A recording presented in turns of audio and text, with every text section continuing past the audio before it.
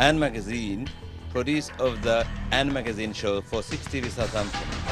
Perfect, that was really good. Thank you, mate. Think, Carrie. No, you can do that later, Cootie. Okay, Jez.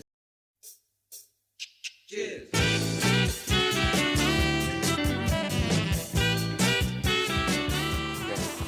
Put loudspeaker. Malc, you're on loudspeaker, so don't say anything you would be ashamed of.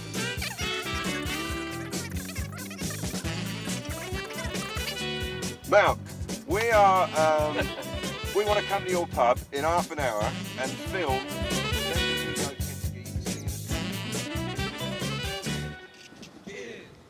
It's a beautiful sunny day down here at Ocean Village, which is nice for the summer. And I'm delighted to say that I'm here with Councillor Royston Smith from Southampton City Council. Royston, tell us what you do at the council. I'm the Cabinet Member for Economic Development and Regeneration, so I oversee things like major developments and that sort of thing. This area, what we're sitting in, really. As well as other areas, yes. Yeah. Well, I'm very obliged to you for coming on the show because, as a lot of you know, I've been fairly critical of Ocean Village and many of the developments around Southampton, and I'm delighted that you've put yourself in front of us to answer a few questions.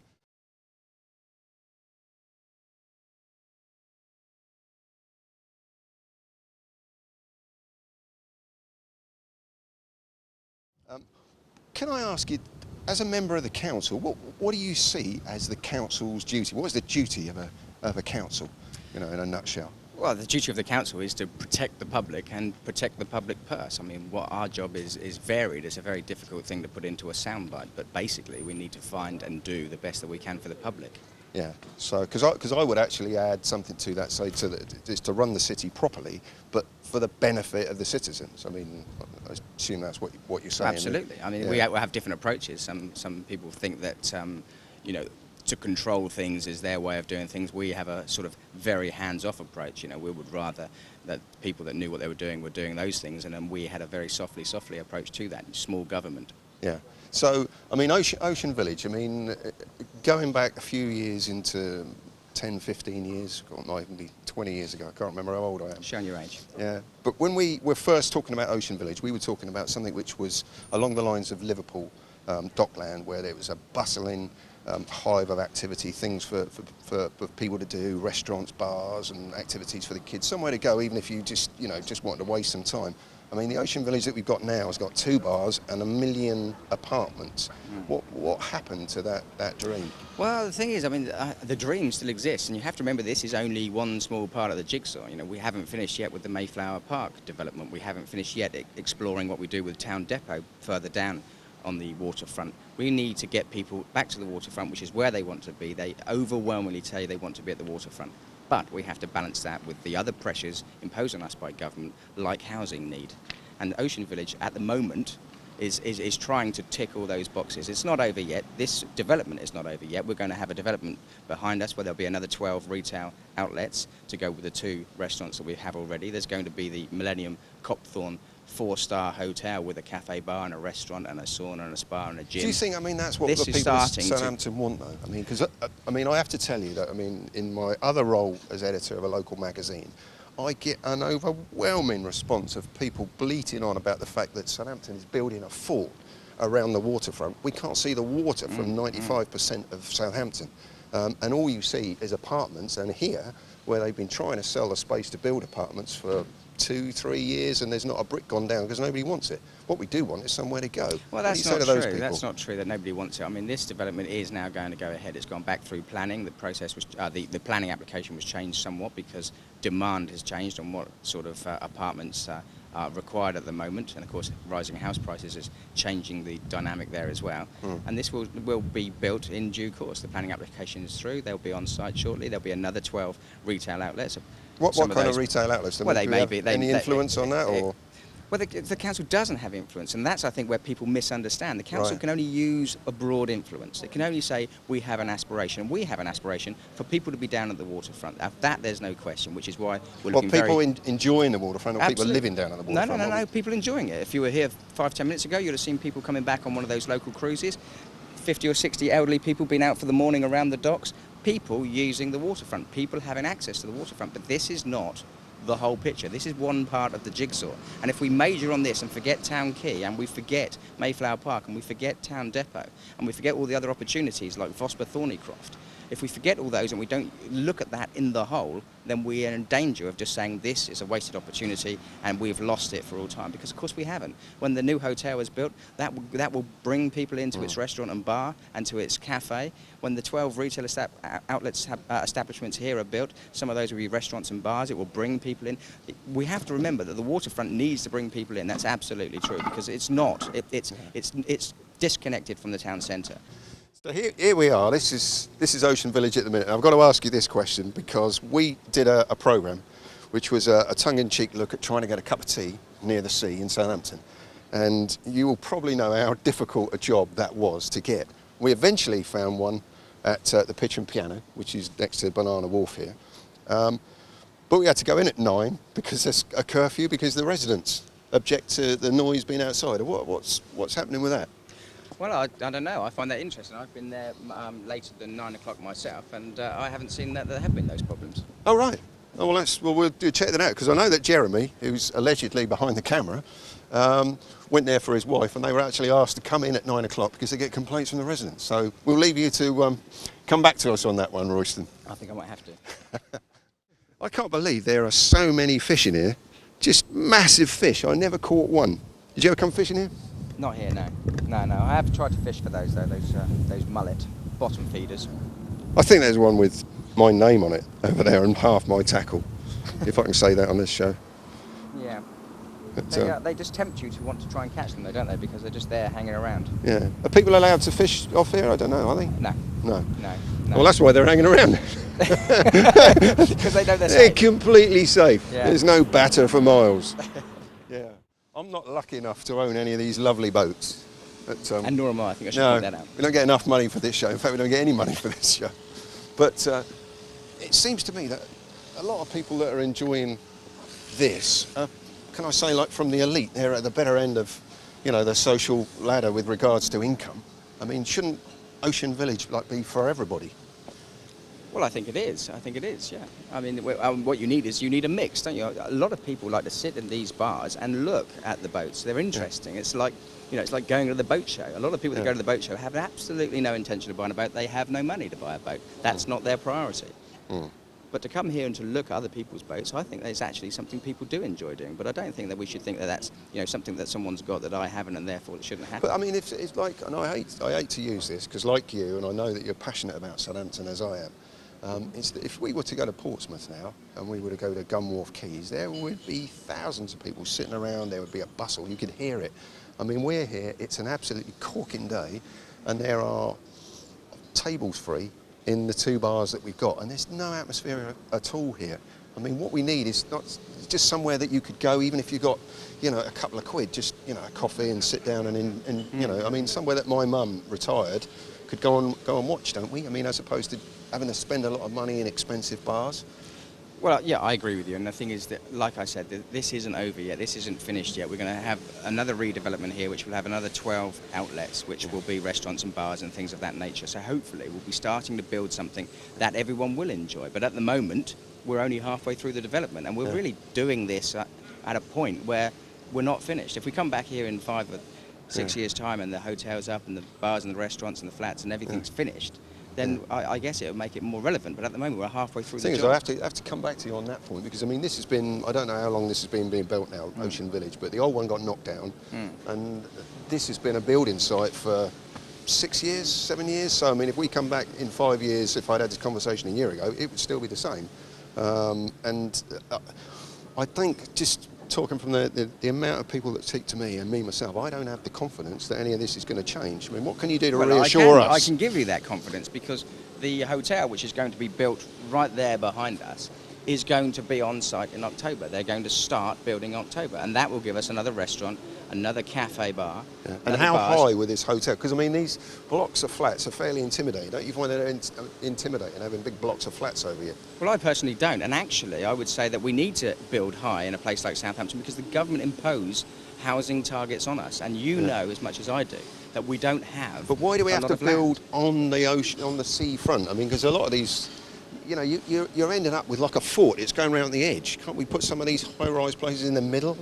You know, I mean, isn't this our crown jewels here? What people need to understand is one thing, that the council is not a panacea to everyone's problems. It doesn't have any money of its own. All it has is council taxpayers' money to provide the services that people tell us they want and need and have to have, like education, like refuse, like roads, highways, the rest, social policy. Things when elderly are not well, they need to be looked after. All those things are really, really important. This is important too, but what we don't have is the money to make these things work.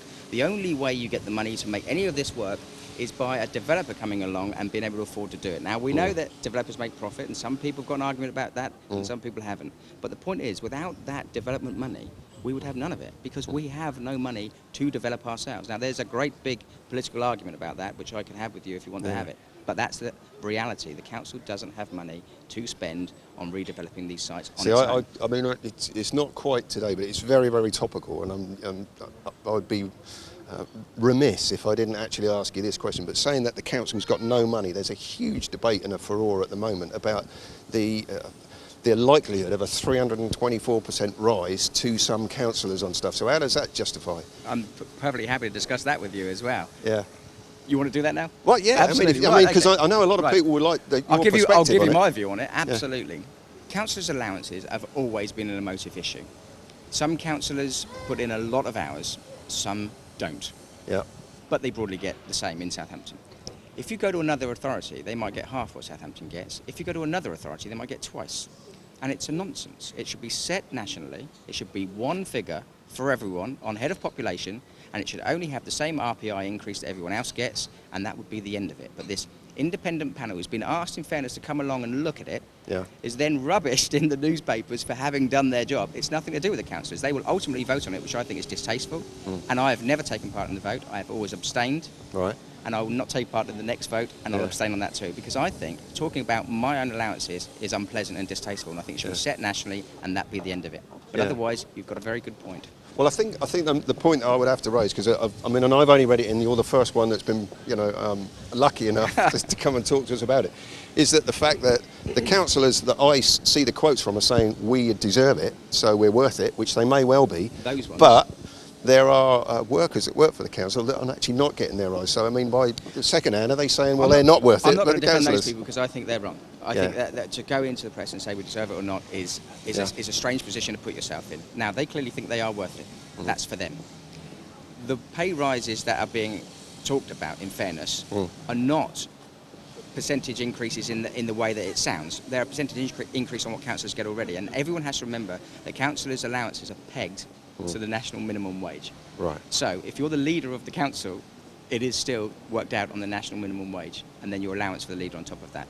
Right. So people don't fully understand that. Now, like I say, I don't want to talk about the allowances. No, Royston, I really appreciate the percentages are not as and I've got to sound. tell you, he was not primed for that. I've just dropped you in it, and I appreciate you being so candid. More than happy.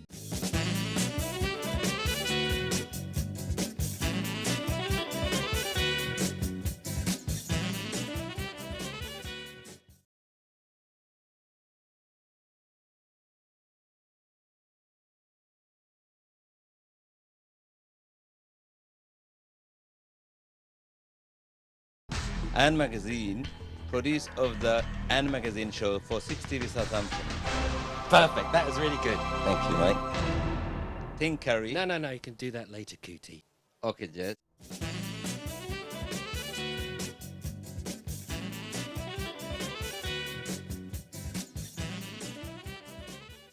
Councillors' allowances at that point by 325%, which is £8,000. Which is only, I believe, it's a £6,000 pay rise or something per year. It wouldn't build this, would it? No.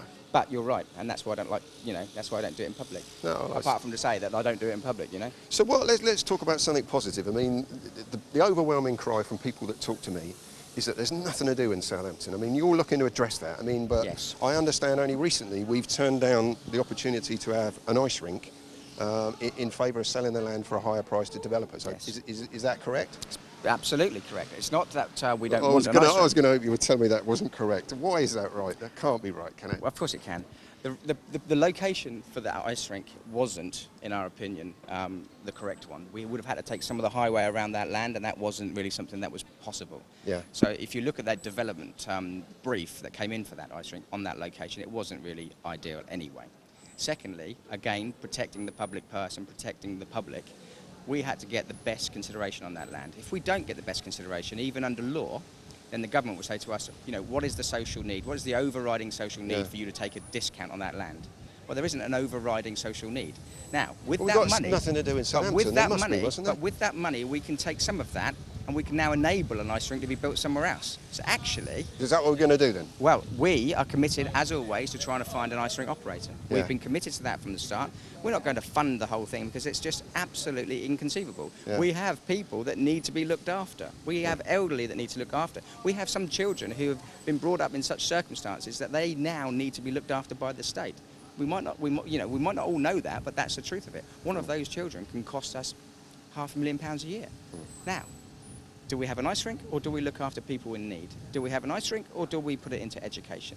Do we have an ice rink, or do we mend our roads?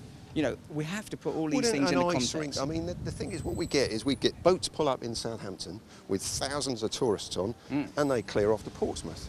We got, you know, attractions that sort of like are all around Southampton, but not inside it. I mean, we've got a marine museum, which is a lovely museum, but it's not even got a boat.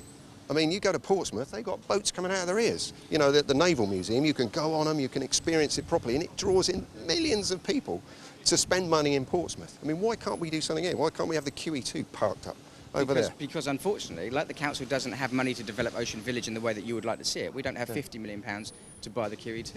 And that's a bit unfortunate, but that's the reality of life. If you gave me... Do you think that anyone would thank me for spending £50 million of taxpayers' money on the QE2 when their elderly mother needed a house adapted, or when someone needed to go into a care home? But isn't it part, I mean, we have to think long term. I mean, Ocean Village is a long-term development. You're saying come back in 5 years and see what we've done, and I sincerely hope to see that.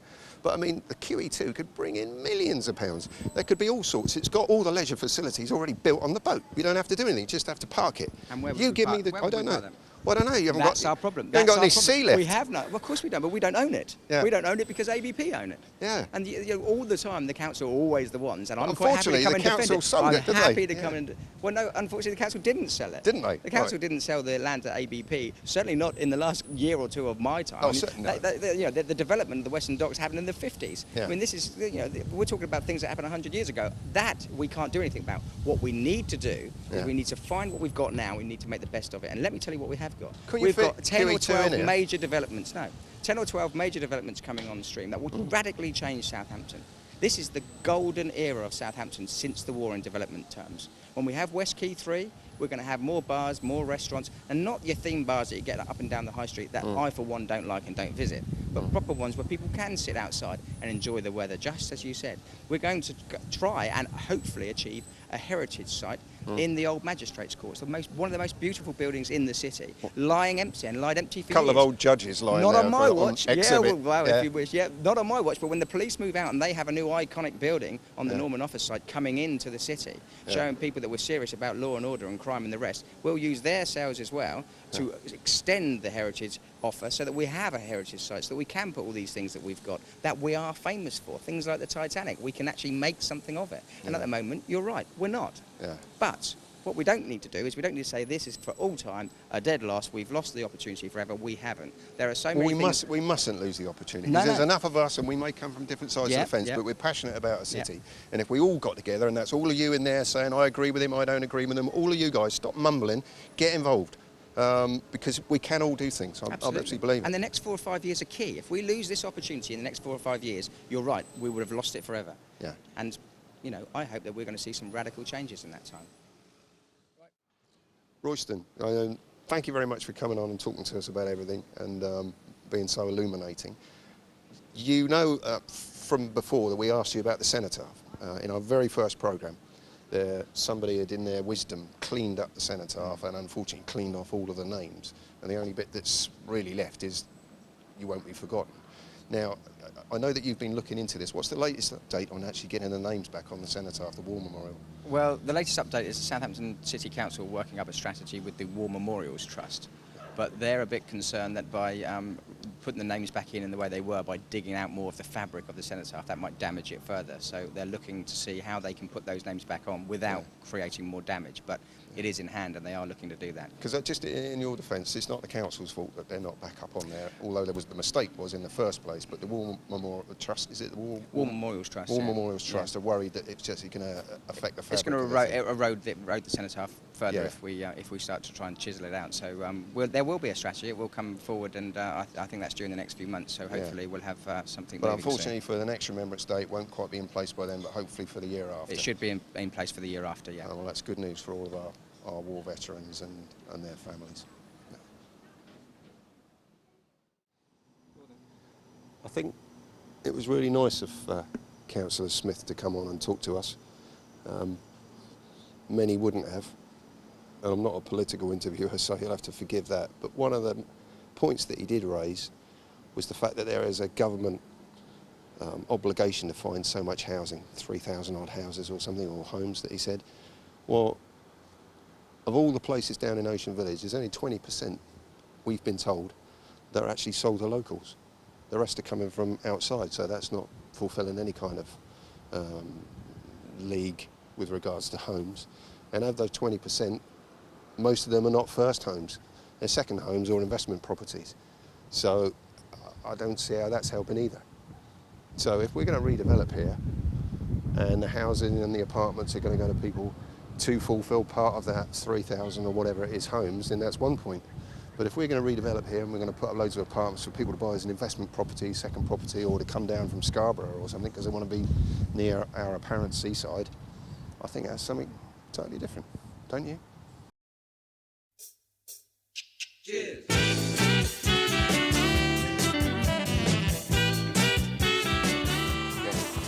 Put loudspeaker. Mark, you're on loudspeaker, so don't say anything you would be ashamed of.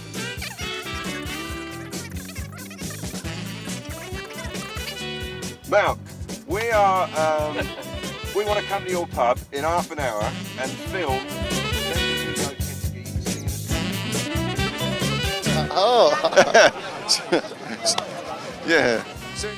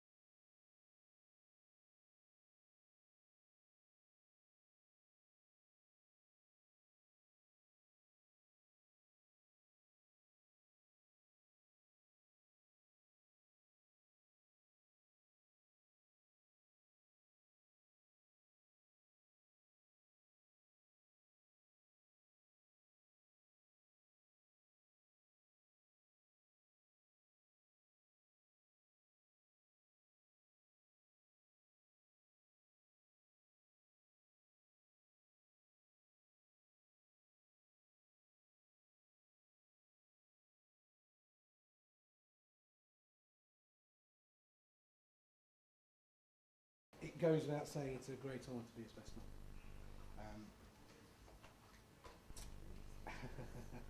Before I get to the juicy bits of berating Chris in front of his family and friends, which is obviously the tradition at such events, I would just like to say how beautiful Vicky looks on this wonderful day.